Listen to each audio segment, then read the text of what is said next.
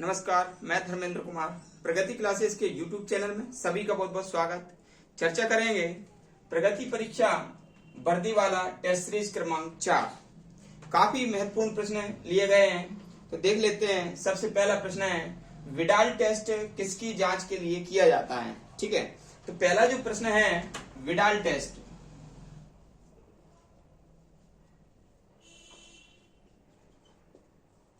Widal test typhoid की जांच के लिए कराया जाता है। ठीक है, टाइफाइड की जांच के लिए विडाल टेस्ट कराया जाता है। और टाइफाइड एक साल्मोनेला टाइफी जीवाणु से होता है। साल्मोनेला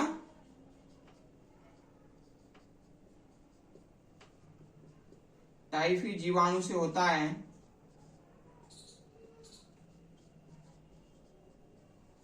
और इसमें बड़ी आंत प्रभावित होती है। बड़ी आंत प्रभावित होती है। जो विडाल टेस्ट है टाइफाइड के लिए कराया जाता है, साल्मोनेला टाइफी जीवाणु से होता है, बड़ी आंत इसमें प्रभावित होती है।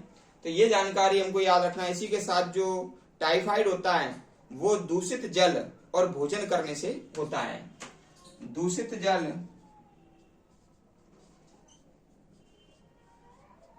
व भोजन करने से ये होता है। तो ये सारी जानकारी हमें प्रश्न क्रमांक 1 में हमको याद रखना है। विडाल टेस्ट किसकी जांच के लिए कराया जाता है? ठीक है, तो ये याद रखना। साथ ही साथ ये भी याद रख लेना कि जो पीलिया है उसके लिए बिलिरुबिन टेस्ट कराया जाता है। ठीक है, पीलिया के लिए बिलिरुबिन।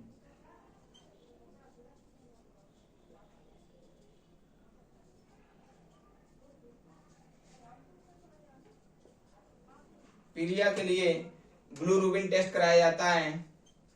और एचआईवी या एड्स के लिए एलिजा टेस्ट कराया जाता है। ये हमको याद रखना है। एक वेस्टर्न ब्लॉटन टेस्ट भी होता है, वह भी एड्स की पुष्टि के लिए कराया जाता है, वेस्टर्न ब्लॉटन टेस्ट। तो ये सब जानकारी याद रखना है। दूसरा हमारा प्रश्न है, मनुष्य में अस्थि भवन परीक्षण किससे संबंधित है? तो जो अस्थि भवन परीक्षण है, ये अंतरिम आयु व्यक्त करने के लिए होता है। अंतरिम आयु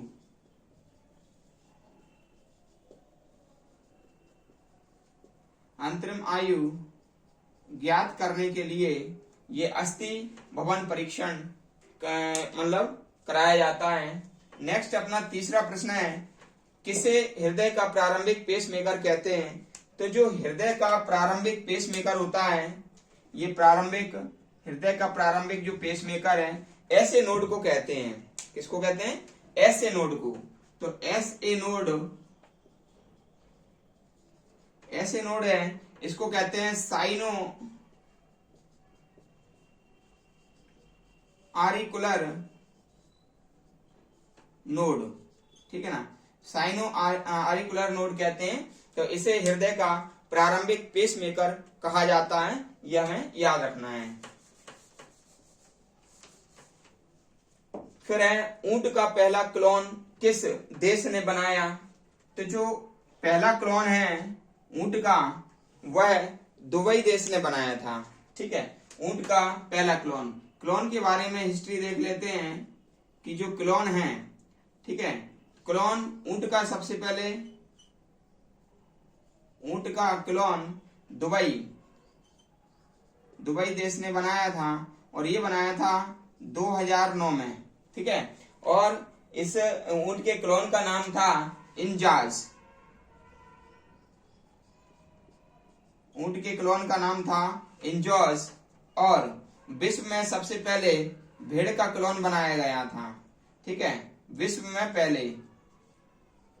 में सर्वप्रथम भेड़ का क्लोन बनाया गया था और जिसका नाम था डॉली। और ये 1996 में बनाया गया था। ठीक है, एक भैंस का क्लोन होता है भैंस, भेड़ का तो आपने देख लिया, भेड़ का है डॉली, भैंस का जो क्लोन है उसका नाम है गरिमा। ठीक है, तो ये जानकारी हमें पूरी याद रखना है क्लोन से संबंधित। जो क्लोन है, ऊंट का क्लोन दुबई में 2009 में बनाया गया, उसका नाम था इंजॉस। भेड़ का जो क्लोन है वो विश्व में सबसे पहले किसी जंतु का यदि क्लोन बनाया गया तो वो डॉली 1996। और जो भैंस का क्लोन है तो भैंस का क्लोन का नाम है गरिमा। ठीक है, तो ये जंतुओं से संबंधित क्लोन के बारे में हमको याद रखना है। अगला प्रश्न है हमारा प्रश्न नंबर 5।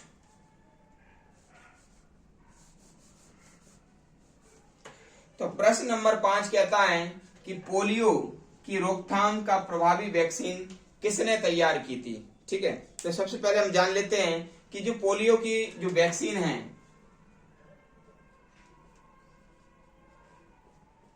पोलियो वैक्सीन जोनास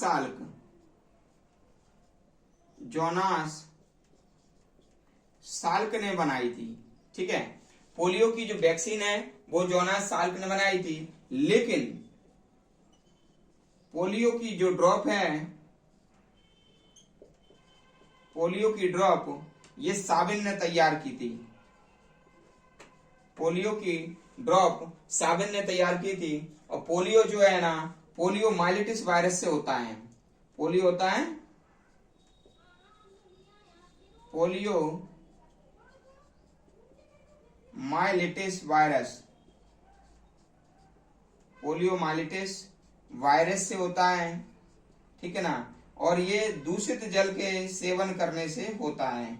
दूषित जल से ये शरीर में फैलता है, इसका जो वायरस आ जाता है और फिर ये नाड़ी तंत्र इससे प्रभावित होती है। नाड़ी तंत्र इससे प्रभावित हो जाती है और इसमें क्या होता है, हड्डियां कमजोर पड़ जाती हैं और इसको बाल पक्षाघात भी कहते हैं। पोलियो को कहते हैं बाल पक्षाघात, बाल पक्षाघात भी इसे कहा जाता है।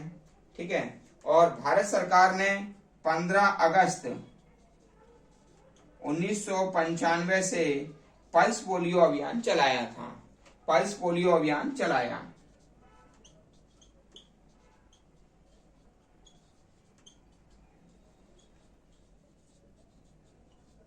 तो ये जानकारी हमें पोलियो से संबंधित याद रखना है कि पोलियो वैक्सीन की खोज की थी वो जोनास साल्क ने की थी, लेकिन पोलियो जो ड्रॉप है वह साबिन ने बनाया था। पोलियो जो होता है वो पोलियो माइलेटिस वायरस है, वायरस जनित ये रोग है। दूषित जल से ये होता है, शरीर के अंदर ये वायरस प्रवेश करता है, नाड़ी तंत्र इससे प्रभावित होता है और ये इसको बाल पक्षाघात भी कहा जाता है। पल्स पोलियो अभियान भारत सरकार ने 15 अगस्त 1995 से शुरू किया था और मिड डे मील भी 1995 से शुरू हुआ था, जो स्कूल में चलाया जाता है, MDM। ठीक है, ये भी हमको याद रखना है अभी। अगला प्रश्न हमारा है प्रश्न नंबर 6वां। प्रश्न नंबर 6वां देख लेते हैं। DNA अंगुली छाप का प्रयोग किसके लिए करते हैं। देखो, हमारे शरीर में जो अंगुली चिन्ह है तो इसमें DNA की संरचनाएं होती हैं और ये DNA की संरचनाएं जो सभी जंतुओं में पाई जाती हैं, लेकिन जो मानव में जो ऊतक होता है, ऊतक में प्रत्येक व्यक्ति के ऊतक में 99% जो DNA है वह समान होते हैं, लेकिन 1% DNA ऐसा होता है कि उसकी आकृति थोड़ा भिन्न होती है। ठीक है, और उसी से हम पता लगा लेते हैं, ये DNA अंगुली छाप से हम पता लगाते हैं कि किस प्रकार से ये कौन है, क्या है, उसका परिचय हमको मिल जाता है। तो DNA अंगुली छाप का जो प्रयोग है, DNA अंगुली छाप का जो प्रयोग है वह प्रयोग हम करते हैं एक तो पितृत्व की जांच करने के लिए, पितृत्व जांच करने के लिए, ठीक है ना, और जो कुछ घटनाएं होती हैं अपराधी की जांच करने के लिए, अपराधी की जांच करने के लिए, ठीक है, और इसका प्रयोग किया जाता है। जैसे कोई हत्या करके चला जाए, उसका ब्लड, नाखून, या मान लीजिए उसका मान लीजिए थूक, या उसका मान लीजिए वीर्य यदि मिल जाता है तो उससे ये जांच हो जाती है। तो हमेशा ध्यान रखना है कि डीएनए फिंगरप्रिंट्स में किसका प्रयोग किया जाता है। मैं आपको बता देता हूं, बाल, नाखून, थूक, लार, वीर्य, रक्त, अस्थि मज्जा,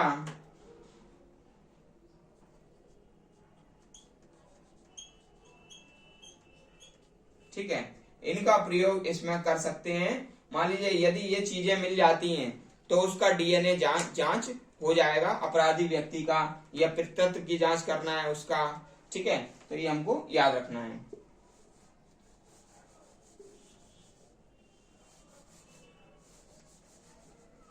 फिर है हमारा अगला प्रश्न है, रक्तदाब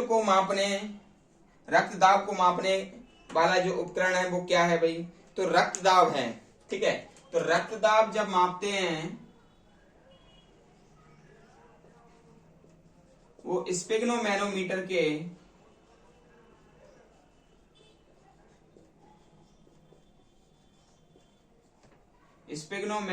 के द्वारा रक्तदाब मापा जाता है। और एक स्वस्थ व्यक्ति का जो रक्तदाब होता है वह 120/80 mmHg होता है, ठीक है। और mmHg का अर्थ होता है मिलीमीटर पारा, ठीक है, क्योंकि Hg क्या होता है? पारा होता है।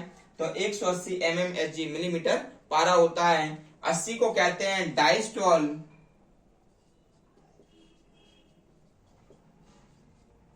और इसको कहते हैं सिस्टोल। 120 को कहते हैं सिस्टोल। तो ये आप याद रख लेना भाई।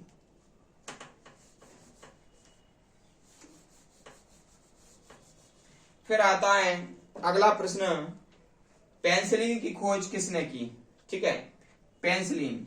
तो पेनिसिलिन की खोज की थी अलेक्जेंडर फ्लेमिंग ने।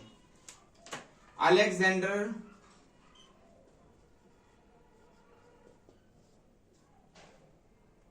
फ्लेमिंग ने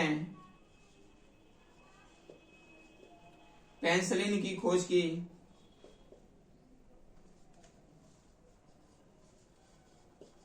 1928 में, और अलेक्जेंडर फ्लेमिंग ने ही 1923 में लाइसोजाइम की खोज की थी। लाइसोजाइम की खोज की थी, ठीक है। तो अलेक्जेंडर जो फ्लेमिंग है तो उन्होंने पेनिसिलिन की खोज 1928 में की थी, कवक है ये, और 1923 में लाइसोजाइम की खोज की थी। और इन्हें 1945 में चिकित्सा का नोबेल मिला था। चिकित्सा का नोबेल पुरस्कार मिला। ये हमको याद रखना है, ठीक है। तो अलेक्जेंडर फ्लेमिंग।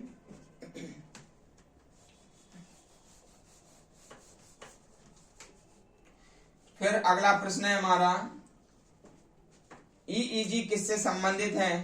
तो ईजी का पूरा नाम होता है इलेक्ट्रो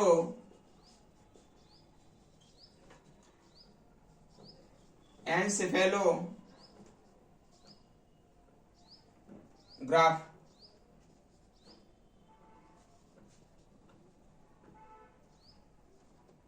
इलेक्ट्रोएन्सेफेलोग्राफ इसका पूरा नाम होता है। और मस्तिष्क की क्रियाविधि इससे जांचते हैं।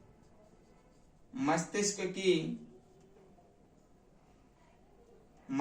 की क्रियाविधि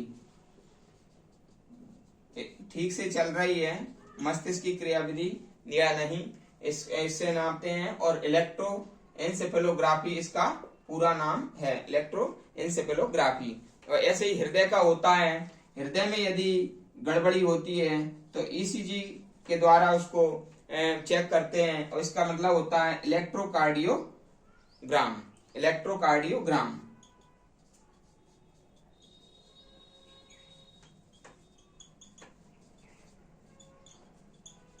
ये हृदय के लिए होता है, ठीक है।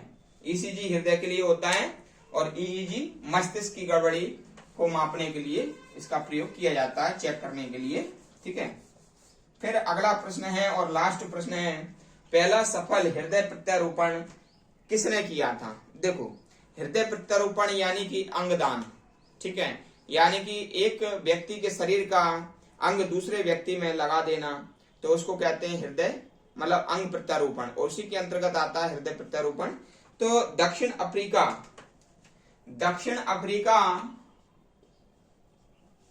के डॉक्टर थे डॉक्टर क्रिश्चियन बर्नार्ड।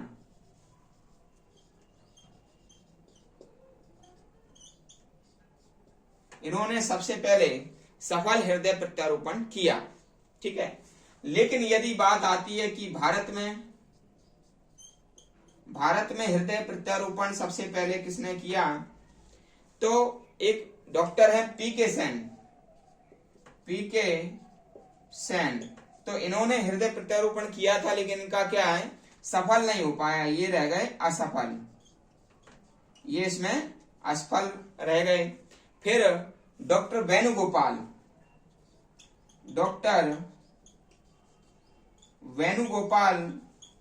ने हृदय प्रत्यारोपण किया और ये सफल हुए।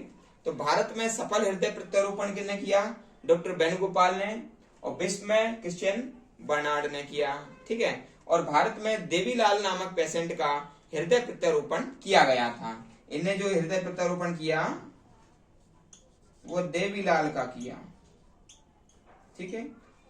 और अंगदान दिवस 13 अगस्त को मनाया जाता है, ठीक है। आपको ये व्याख्या सेट टेस्ट सीरीज कैसी लगी? काफी महत्वपूर्ण इसमें प्रश्न है, और आप कमेंट्स करके बताइए। जो व्यक्ति नए हैं चैनल पर, वो चैनल को सब्सक्राइब करें और वीडियो में लगातार जुड़े रहें। सभी का बहुत बहुत धन्यवाद।